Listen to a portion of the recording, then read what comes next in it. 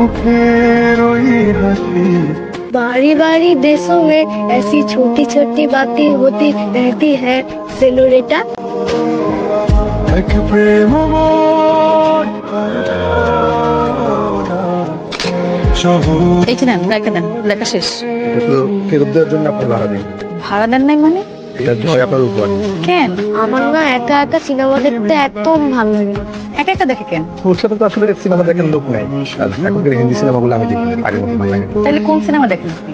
আমারও আসলে সিনেমা দেখার কোনো মানুষ নেই। এমন মানুষ খোঁজার আমি সময় পাই না।